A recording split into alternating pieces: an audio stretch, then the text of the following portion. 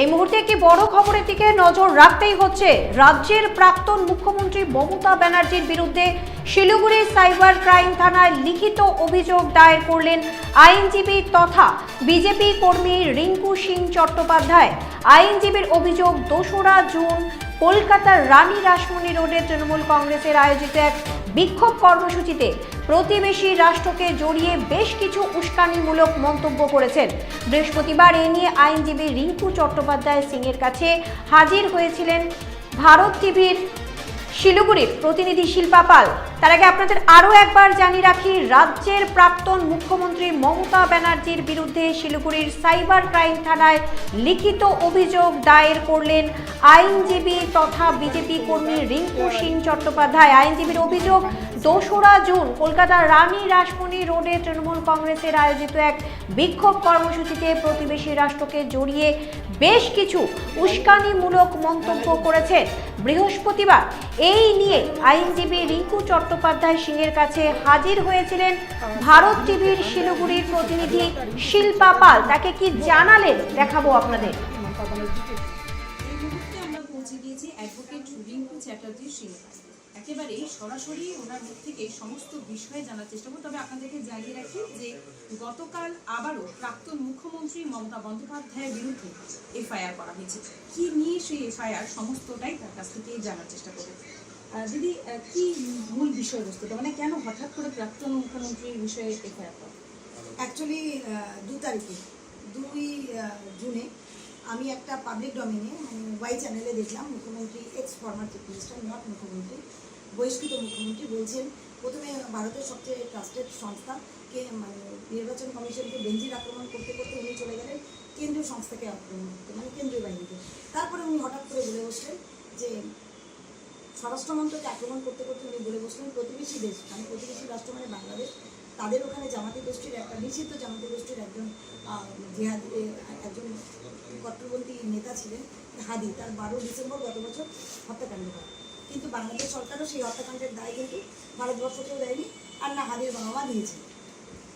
সেই হত্যাকাণ্ডকে নিয়ে ফট করে বিরোধী দল নেত্রী মমতা ব্যানার্জি বলা শুরু করলেন যে আমি জানি এই হত্যাকাণ্ড কীভাবে হয়েছিল, এটা প্রতিবেশী দেশ করেনি, এটা মণিপুরে এসটিপের হাতে সেই হাদি ধরা পড়ে।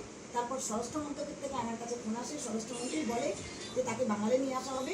তারপর সেই হত্যাকাণ্ডটা সংগঠিত রাজনৈতিক হত্যাকাণ্ড করা হয়েছে, এটা প্রতিবেশী দেশের হত্যাকাণ্ড নয়, এটা ভারতবর্ষের স্বরাষ্ট্রমন্ত্রক করেছে। সে সময় আমাকে ফোন করেছিল, সবটাই জানি, আমি বলছি না, কিছুটা বলে বলছি, আমি বলছি না দেশকে ভালোবাসি বলে। আমার মন কিন্তু তত্ত্বমানটার অর্থমানটার, আমি কিন্তু সব কিছু মনের মধ্যে রাখি, মুখের মধ্যে রাখি, অনেক সিক্রেটসি আমার কাছে আসছে। এই কথা বলা যখন উনি মুখ্যমন্ত্রী ছিলেন, যে সময় উনি শপথ গ্রহণ পাঠ করেছিলেন, সেই সময় উনি দেশের সুরক্ষা, দেশের সার্বভৌমত্ব, দেশের সম্মান বজায় রাখবে বলে শপথ নিয়েছিলেন। এটা কি তার লক্ষণ?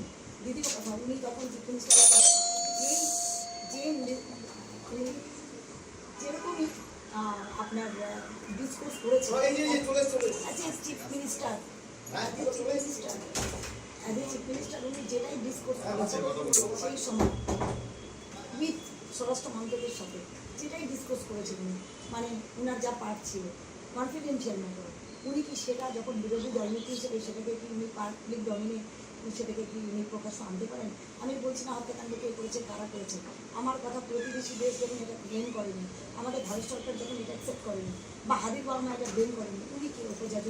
কোথাও মনে হচ্ছে যে এটা একটি উস্কানিমূলক বক্তব্য উনি তুলে ধরেছেন। উনি যখন বিরোধী দলনীতি হয়েছে, বহিষ্কৃত মুখ্যমন্ত্রী হয়েছে, উনি এই অপমানটা, এই হারটা উনি মেনে নিতে পারছেন না। তাই উনি ভারতবর্ষের সাথে প্রতিবেশী দেশের বন্ধুত্বপূর্ণ সম্পর্ককে উনি অশান্ত করতে চাইছেন। বাংলাদেশে 100 কোটি বসবাসকারী হিন্দু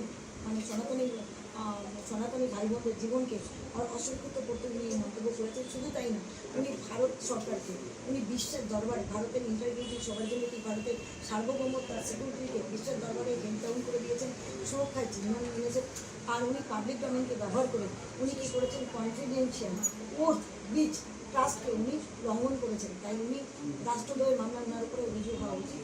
আমি এই জন্যই এই এফআইআরটা করেছি। উনি কী কী ধারা রয়েছে? উনি দেশদ্রোহী দেশদ্রোহীর কাজ করেছেন 152, উনি দাঙ্গা নাটক দাঙ্গা উস্কানিমূলক প্রভোকেশন করেছেন 152, উনি 352, 356, তারপরে হচ্ছে তোমার 192, 191, 196, 153A, বিএনএসের এইসব ধারাগুলো উনি উল্লঙ্ঘন করেছে। তাছাড়া উনি যখন শপথ গ্রহণ পাঠ করছিলেন মুখ্যমন্ত্রী হিসেবে, সেই সময় উনি যেই শপথ গ্রহণ করেছিলেন, শপথে একটি শপথ ছিল যে উনি দেশের সিক্রেসিকে মেনটেন করবেন। সেই সিক্রেসি কী হয়, যেটাই উনি চিফ মিনিস্টার হিসেবে উনি ডিল করেছেন, উনি ডিসচার্জ করেছেন। ওই সময় যা কিছু উনি ডিসকাস করেছেন অ্যাজ এ চিফ মিনিস্টার, পশ্চিমবঙ্গের মুখ্যমন্ত্রী হিসেবে সেই সিক্রেসিটা মেনটেন করবেন, সেটা লঙ্ঘন করেছেন সেকশন 5, সেকশন 3, সেকশন 4। তো আর সাথে রিলেভেন্ট সেকশন, উনি রাষ্ট্রদ্রোহের মামলা আপনার উপর রুজু হওয়া উচিত।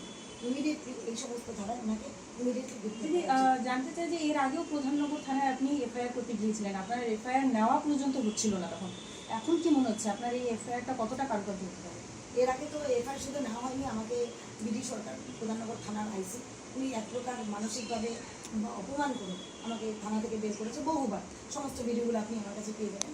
কিন্তু এইবার সম্রাটবাবু প্রথম এফআইআরটা তো নিয়ে নিয়েছিলেন, দুদিনে আমাকে কনভার্টও করে দিয়েছিলেন। কিন্তু গতকালকে আমি অন্যরকম অভিজ্ঞতার সম্মুখীন হই। গতকালকে উনি আমাকে বাহানা করেন, প্রথমে নিতে চাননি, তারপরে জিরো এফআইআরের বাহানা দেখান, তারপরে বলেন যে কলকাতায় গিয়ে করেন, তারপরে বলেন যে নেব কিন্তু আপনাকে অন্য আরও কয়েকজনকে এফআইআর করাতে হবে, তাহলে আমার চাপ কম থাকবে।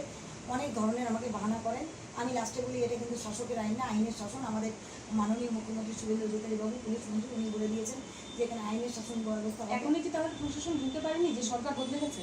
একজন অফিসার এখনও সেই দাসত্বেই আছে, এখন ইএস ম্যাডাম থেকে বেরোতে পারেনি।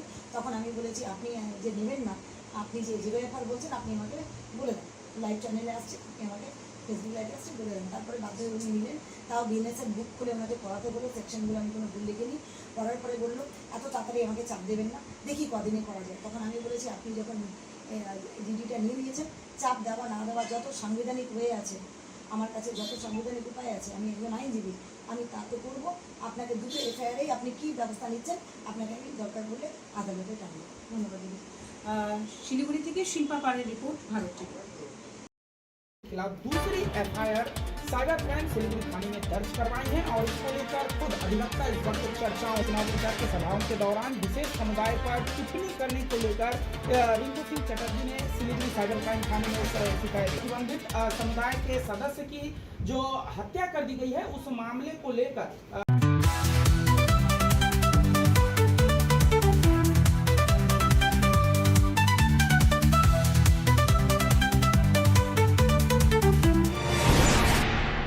উকি মারেন কেন কর্তা? কে বলে বড় মাছের স্বাস্থ্য দেখে শরীর খারাপ লাগে বুঝি? আরে মাছেরা বলছে এবার থেকে আপনার মাছেদেরও দিন কল্যাণীস প্রিমিয়াম ফ্লোটিং ফিশ ফিড। ঘরের লক্ষ্মী আজই ঘরে আনো কল্যাণীস প্রিমিয়াম ফ্লোটিং ফিশ ফিড। ভাসমান খাদ্য। চোখের সমস্যা বাড়ার আগেই আজই আসুন জীবন রেখা হসপিটাল, আপনার পরিবারের নতুন ভরসা।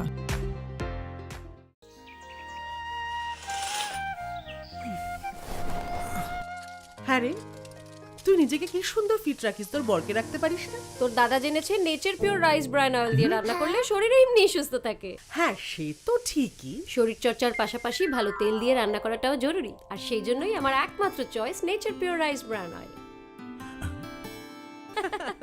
শরীর সুস্থ রাখার জন্য আমার পছন্দের সেরা cooking oil nature pure rice bran oil, সম্পর্কে স্বাদ এনে দেয়। সোনার ছোঁয়ায় আপনাকে রাঙিয়ে দিতে চোখ ধাঁধানো শ্রীহরির গোল্ড প্লেটেড গয়নার বিপুল সম্ভার নিয়ে এলো রায়গঞ্জের সোনার ছোঁয়া। বিয়ে হোক কিংবা উৎসব অনুষ্ঠান, সোনালী মানতাসা, টাইচেন, সীতাহার, চূড়, চোকার, এমনকি মঙ্গলসূত্রে নিজেকে সাজিয়ে তুলতে আজই আসুন রায়গঞ্জের একমাত্র শ্রীহরির এক্সক্লুসিভ শোরুম সোনার ছোঁয়ায়। সঙ্গে থাকছে আকর্ষণীয় ছাড়।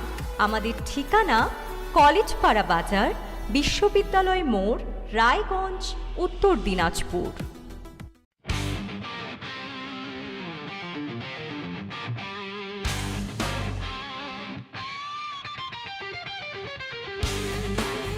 কম বাজেটে ইলেকট্রিক বাইক খুঁজছেন, তাও আবার স্মার্ট বাইক? তাহলে আর দেরি কেন? আকর্ষণীয় ছাড়ে আপনার নাগালের মধ্যে দুর্দান্ত অফারে হাই কোয়ালিটির স্মার্ট ই বাইক পেতে আজই চলে আসুন রায়গঞ্জের গ্লোবাল সিটিতে। বিভিন্ন নামী কোম্পানি ইলেকট্রিক মোটর বাইকের বিপুল সম্ভার রয়েছে আমাদের কাছে। সেই সঙ্গে সার্ভিসও পাবেন একেবারে হাতের কাছেই। তাছাড়া একই ছাদের নিচে সুদৃশ্য হোটেল, রেস্টুরেন্ট, এমনকি অনুষ্ঠান ভবনও থাকছে। তাই আজই আসুন গ্লোবাল সিটিতে।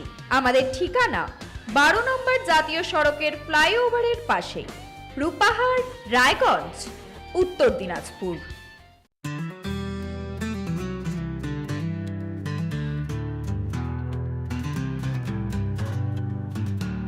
গ্রসারি থেকে কসমেটিক্স,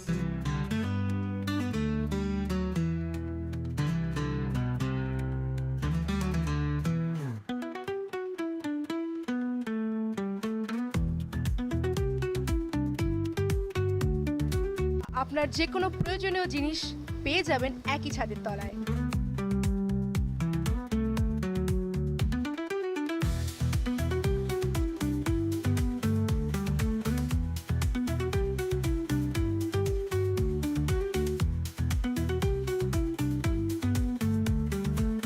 আমাদের ঠিকানা LIC মোড়, রায়গঞ্জ, উত্তর দিনাজপুর।